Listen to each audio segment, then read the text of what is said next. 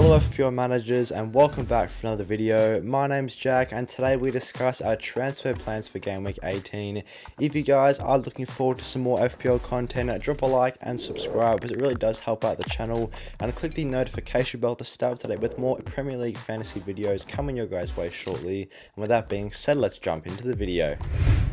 So in today's video, we're going to look over how we've got on so far in Game Week 17 and discuss some weak points with the team and a couple of players that we're looking to change in the coming game weeks by just looking at some potential replacements as well for those players. So first of all, having a look at how the team has got on so far in Game Week 17, it's been a pretty strong game week for us up until this point.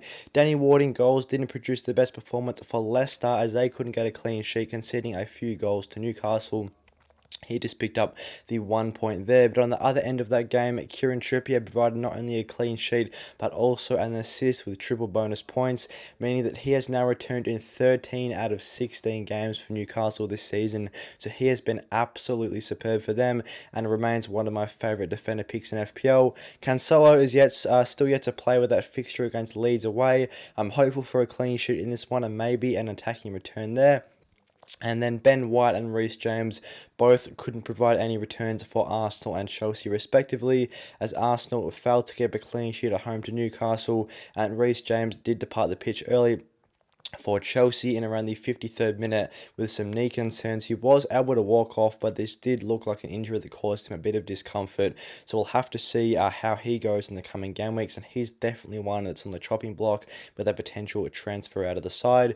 Moving on to the midfielders, there was a lot of joy in the middle of the park with goals for all three of our midfielders here, with Saka, Martinelli and Salah all scoring goals. Salah also added an assist, bringing up the double-digit return there with 12 points, so definitely very happy to have gone with him over Kevin De Bruyne. Obviously De Bruyne is still yet to play, so we'll have to see how he goes, but right now I'm happy with the points on the board with Salah with 12, and then of course Saka and Martinelli both added goals at home to West Ham. Saka picked up the couple of bonus points and Martinelli just got the extra 1 bonus point. Looking to the forwards, Haaland on captain still hasn't played yet, so I'm hoping for a big haul from him against a Leeds defence that hasn't been great so far this season. Darwin Núñez did have an extremely high XG as well for Liverpool, but couldn't take any of his chances as he had so many great chances to score, but couldn't capitalise on any one of them. It is quite scary how many chances that he is getting, but he's just not a very clinical finisher, which has been very frustrating since we did choose him over the likes of Harry Kane, who did provide a goal in Game Week 17. And then to round out the team, I was extremely happy with Alexander Mitrovic. We did keep him in the side despite his injury concerns and our doubts of playing, and this was rewarded with a goal and 2 assists with also triple bonus points, totaling up to 15 for Mitrovic, as I was very happy with his return, and he's definitely one of the best players in our squad for Game Week 17. Quickly looking over at the bench, Everson didn't play as he was the sub goalkeeper award. Rodrigo still has the fixture against Manchester City and will come on if Cancelo or Haaland don't play or don't get any minutes. Andreas Pereira got 3 points and Patterson also got 0 as he conceded a couple of goals to Wolves and picked up a yellow card. So that has meant in Game Week 17 so far we've scored 62 total points, so a pretty decent showing, which has seen us get a rough 100k green arrows so far, up to 590k in the world with a couple of players yet to go, and of course Haaland on captaincy. So after looking at the team, we have identified Reece James as the player that is on the potential horizon of a replacement. He has already been heavily flagged by FPL as a player that will be missing at the next game, or doesn't have a chance of starting the next game. He did hobble off in the 53rd minute. He was able to walk off with a knee injury, but I'm not too sure that he's going to be able to return for the next couple of games for Chelsea. We'll have to see more news in the future about that, but for now I'm keen to look at some Reece James replacements, as at 5.8 doesn't look to be the best value pick, and there are a couple of decent alternative options right now. First of all, looking at his teammate in Cucurella, he is a little bit cheaper at 5.1. He has been able to provide returns as well and has the same number of attacking returns as Reece James, despite being a little bit cheaper, and he should be a nailed on option with a couple of injuries in his position right now. He also does have a fairly low ownership at 7.6%, and if you like those Chelsea fixtures and like their defence, he could be a very good option. Obviously Chelsea do have that double game week coming up, and with Nottingham Forest away in game week 18, it could be a great chance to hop on that Chelsea defence, especially since they got themselves the clean sheet in game week 17 against Bournemouth, where Cucurella was pretty impressive, getting himself 6 points.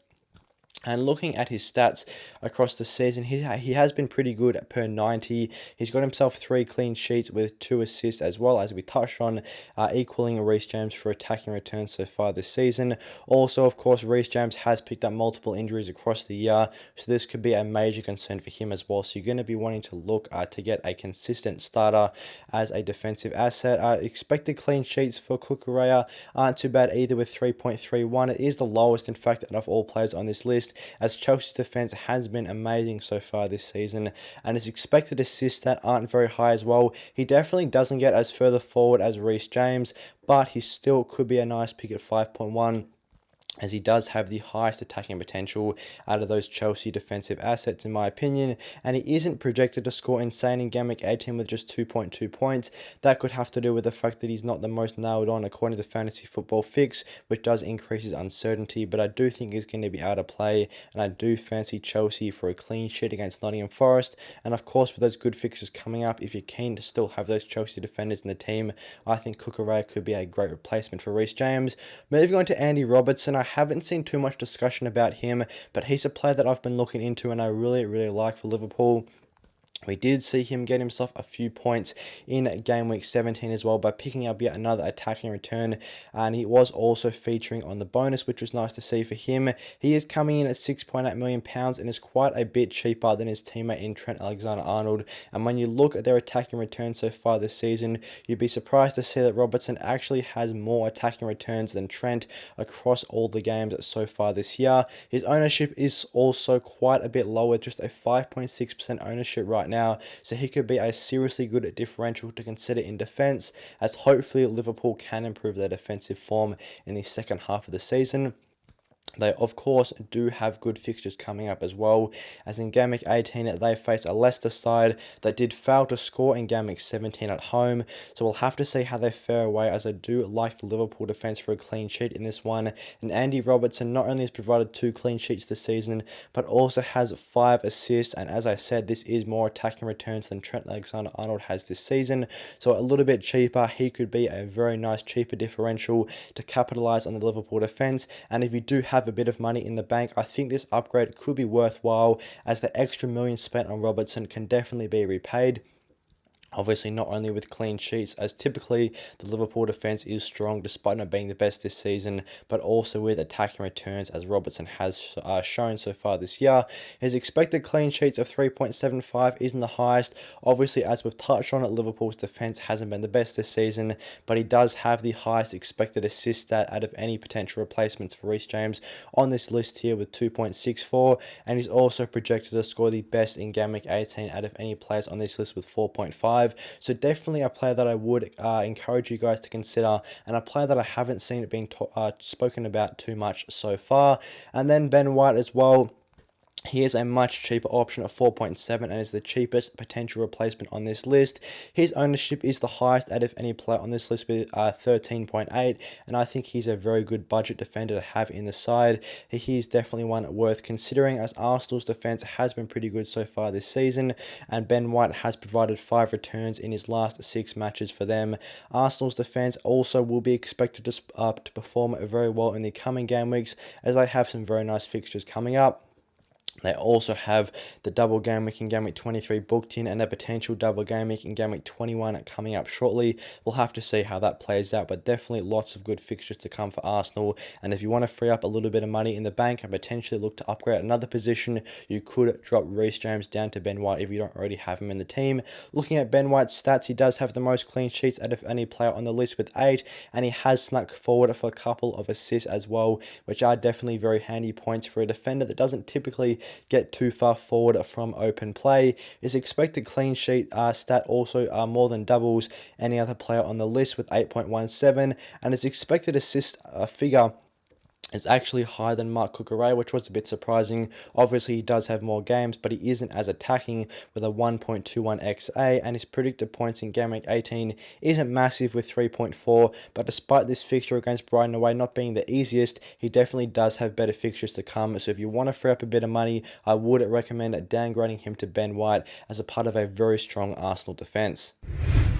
Thanks for watching today's transfer plans for Game Week 18. I hope you guys enjoyed the video. If you did, drop a like and subscribe if you're enjoying the FPL videos, and click the notification bell to stay up to date with all of the FPL content coming your guys' way very, very shortly. And with that being said, I'll see you guys in the next one.